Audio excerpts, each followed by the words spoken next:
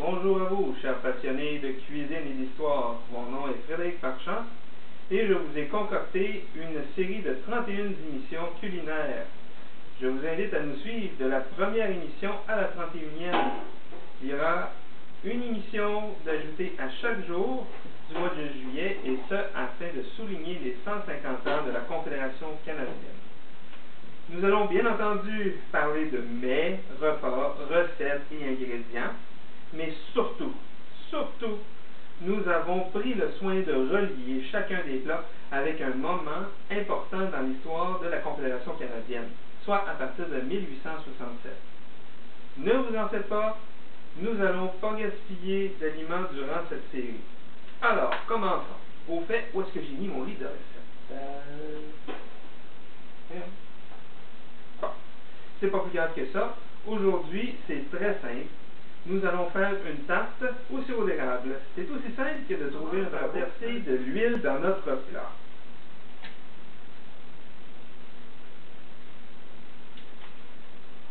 Ensuite, ça prend une tarte et un érable. Vous pouvez prendre de la farine blanche et rouge et une belle feuille rouge pour mettre au milieu. Le plus difficile, c'est de la faire voler au vent, au bout d'un morceau. Pour notre drapeau canadien, il faut savoir qu'il est plus jeune que la Confédération elle-même.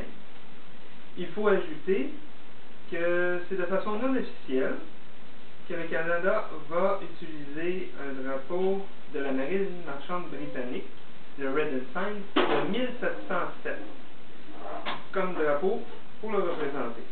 En 1871, on a le même drapeau, mais on y ajoute des armoiries des 4 provinces qui ont formé la Confédération.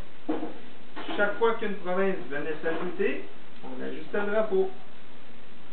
En 1957, un décret vient remplacer les armoiries provinciales pour les armoiries. Et en 1965, là, c'est la grande cérémonie. On a en fait, 3 prototypes ont été créés. Et ça, à la demande du premier ministre, Mr. B. Pearson. Dans un atelier du service des achats de la Commission des expositions du gouvernement canadien, 3 dessins papier ont été matérialisés dans la soirée d'un vendredi. Imaginez, un vendredi soir, plus personne est supposé travailler à cet endroit-là.